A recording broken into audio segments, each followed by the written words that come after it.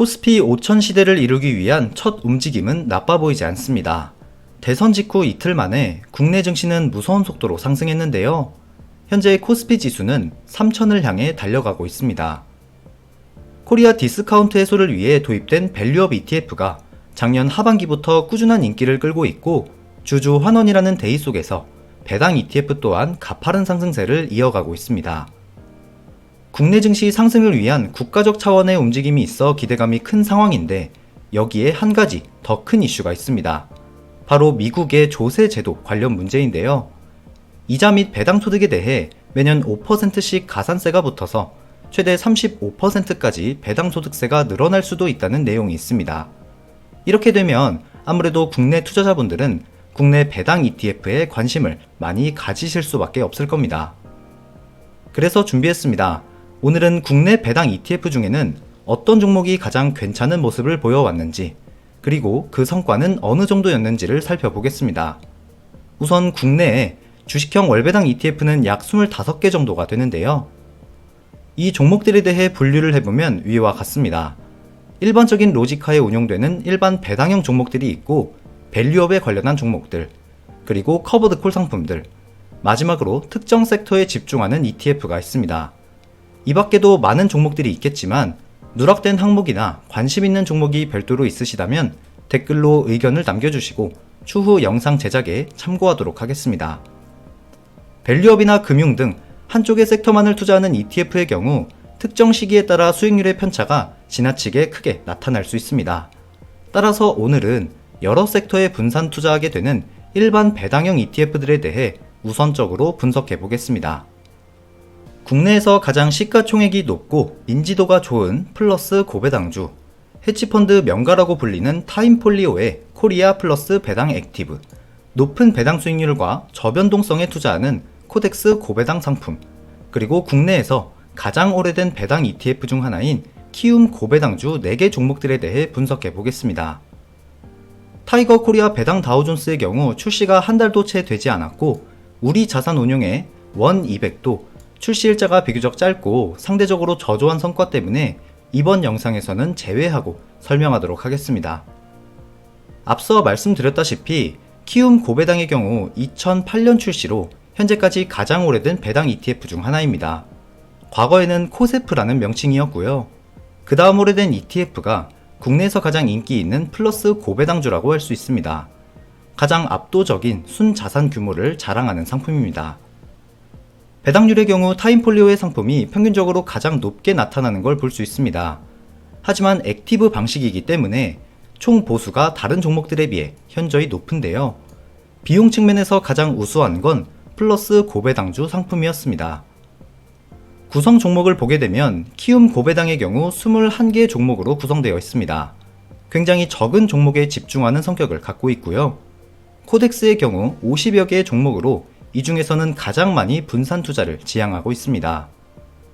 섹터 비중을 보게 되면 역시 국내 배당주는 대부분 금융주로 구성된 케이스가 많기 때문에 역시 여기서도 비슷한 결과였습니다. 하지만 타임폴리오의 경우 다른 ETF들과는 달리 삼성전자나 SK하이닉스와 같은 종목들을 액티브하게 운용하는 걸 지향하기 때문에 IT에도 비중이 꽤 있다는 걸 확인할 수 있었고 코덱스의 경우 분산이 가장 잘 돼 있는 걸 볼 수 있었습니다. 결국 가장 중요한 건 수익률일 겁니다.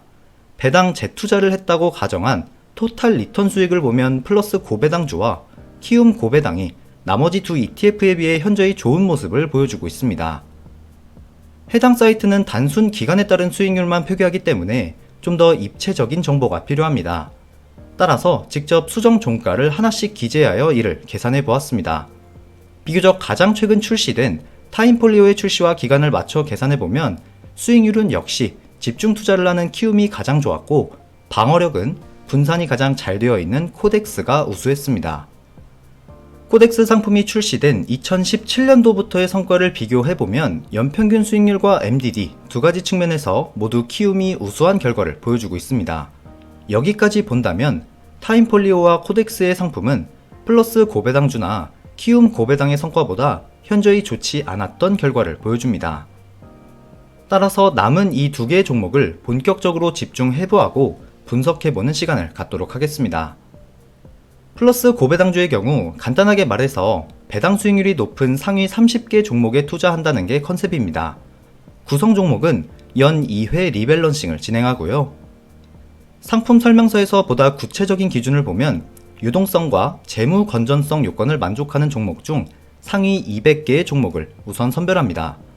그 후 구성 종목은 60일 평균 거래 대금 상위 85% 이내에 있어야 하고 최근 3년간 2년 이상 적자 기업을 제외한 후 배당 수익률 상위 30개의 종목을 선별합니다.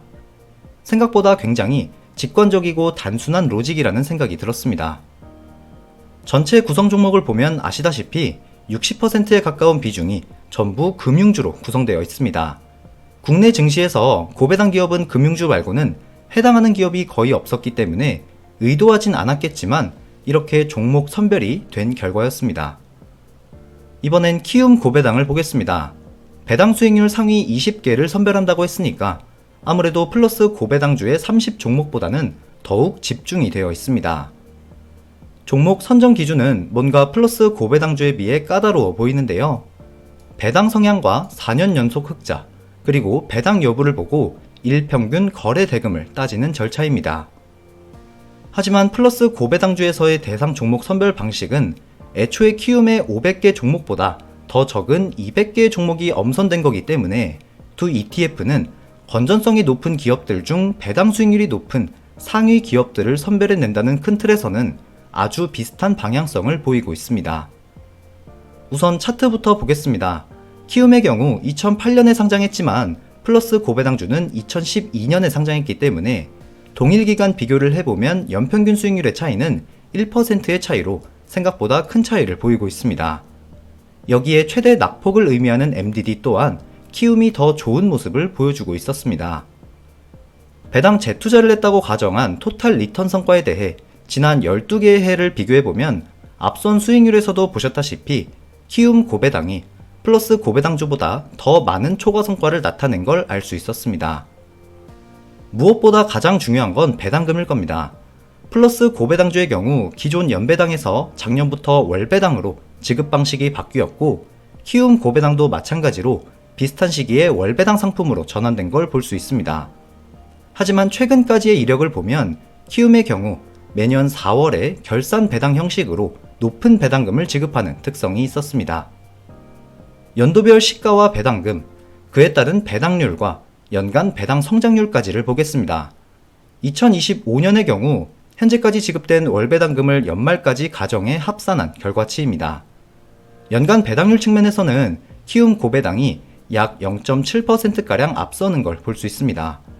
하지만 결산 배당이 있기 때문에 키움 고배당의 경우 매년 4월경 보유 여부에 따라 배당률은 크게 달라질 수도 있습니다.